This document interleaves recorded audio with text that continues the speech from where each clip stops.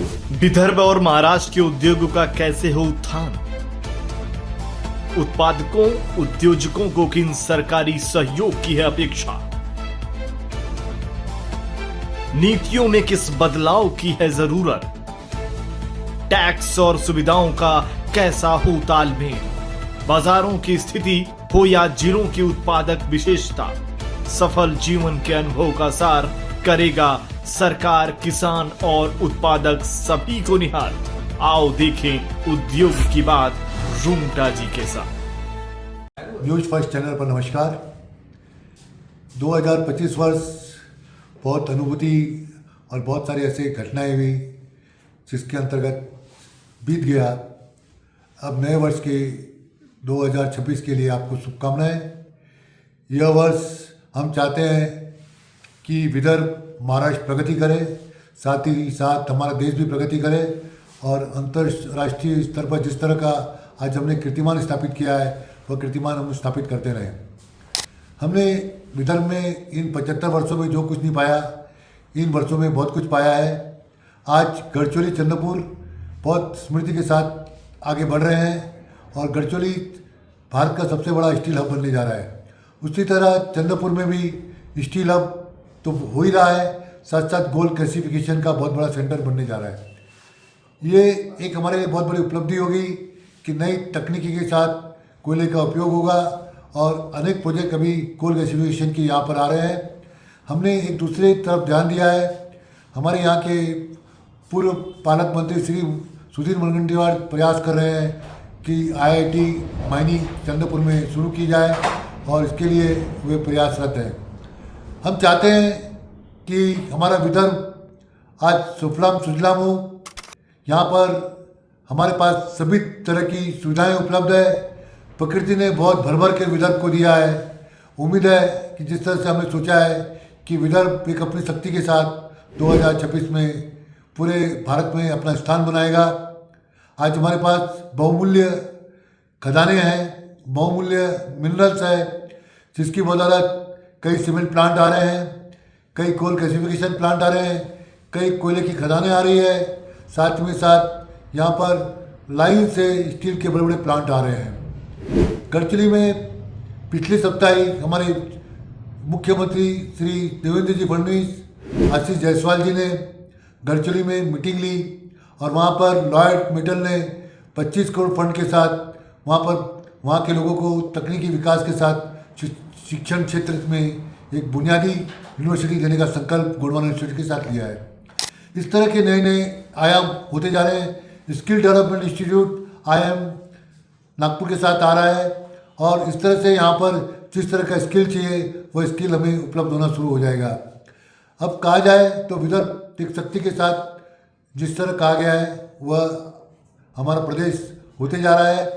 हमें उसके साथ ही साथ जो हमारी 11 के 11 जिले जहाँ पर एग्रीकल्चर बेस है उसको अगर आगे ले जाना है तो लॉजिस्टिक्स से उसको मजबूत करना पड़ेगा और साथ ही साथ वहाँ पे इंडस्ट्रीज को भी इतने बलशाली बनाना पड़ेगा कि उसके अंतर्गत वो इंडस्ट्री आगे आ सके।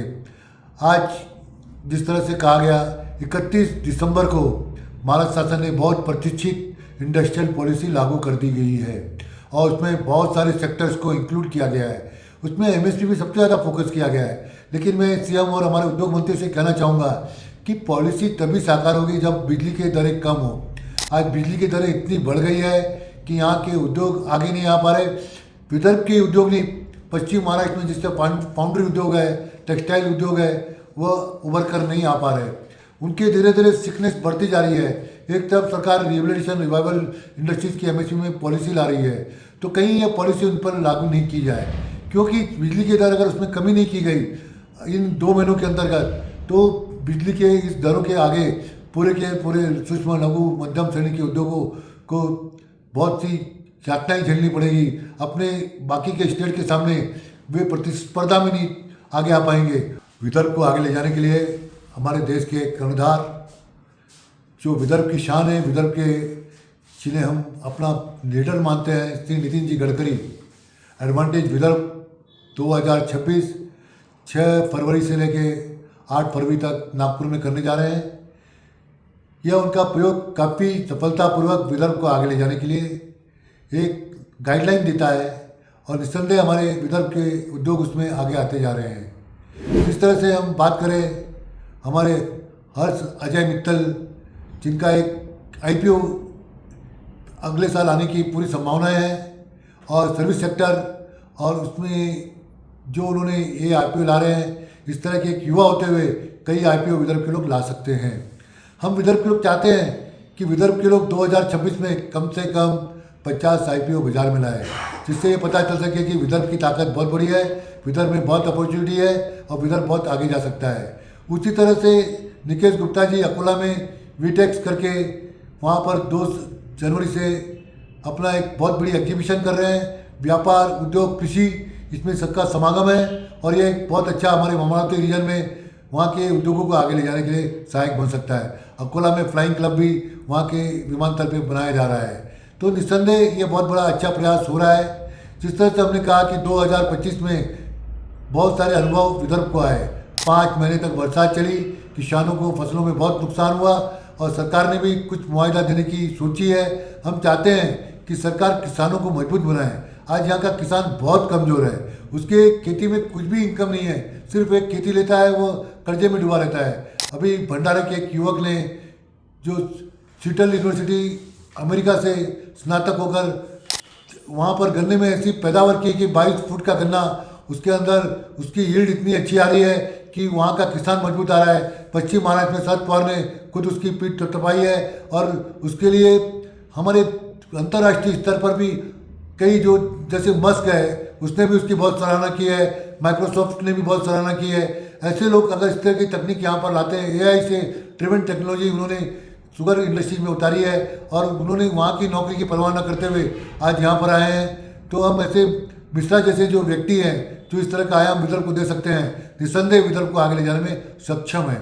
हम चाहते हैं कि जिस तरह से सेंट्रल इंडिया एग्रोसियान, जिस तरह से सोलार, जिस तरह से हल्दीराम, जिस तरह से बजाज स्टील ने कीर्तिमान फैलाया है, लॉयड मेटल को तो कहना ही क्या है, आज उन्होंने पूरे कल्चर की एक नई दिशा दी है। तो इसके साथ साथ विदर्भ बहुत आगे आते जा रहा है। हम वहीं पर चाहते कि गोल्ड गैसिफिकेशन का प्रोजेक्ट भी शीघ्रता से आए, 2026 में उसका भूमि पूजन हो जाए।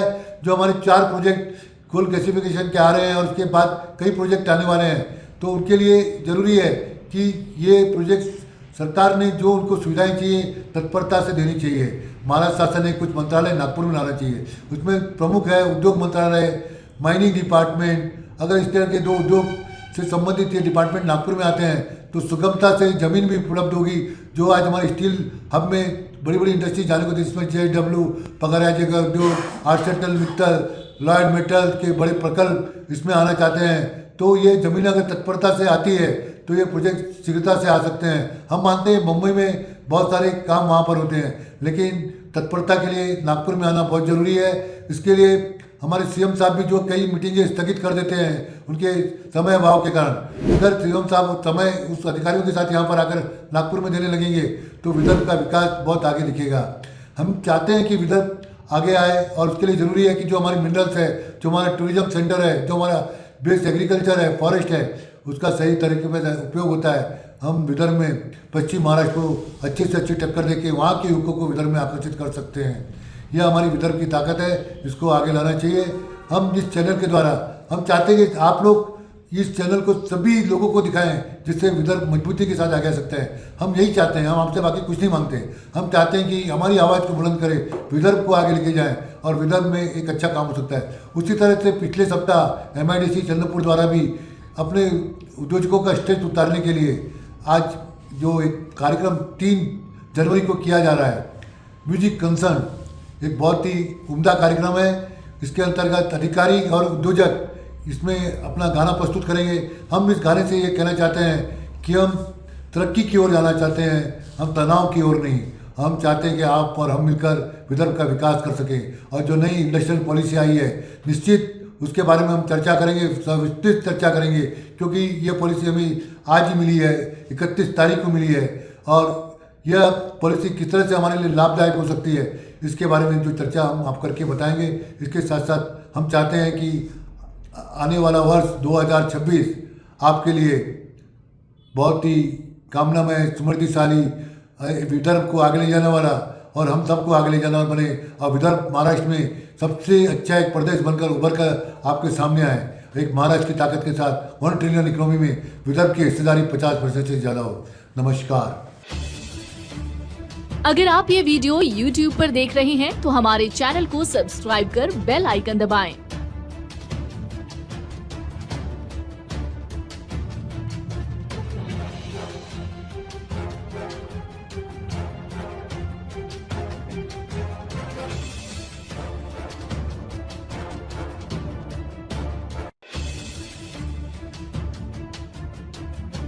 और Facebook पर देख रहे हैं तो हमारे पेज को लाइक करें।